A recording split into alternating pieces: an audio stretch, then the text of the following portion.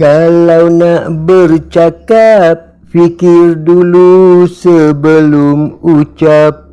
Bila sudah elok ucap, telinga dengar merasa sedap. Jangan guna ayat-ayat semata-mata tangkap muat. Nanti orang tersalah anggap bermacam-macam sebab musabab. Bercakap firasat berjalan dalam gelap.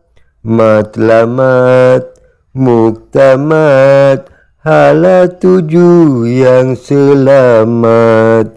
Ilmu biar padat, pelajaran takkan sesat. Amalan dengan cermat, ibadah sepanjang hayat.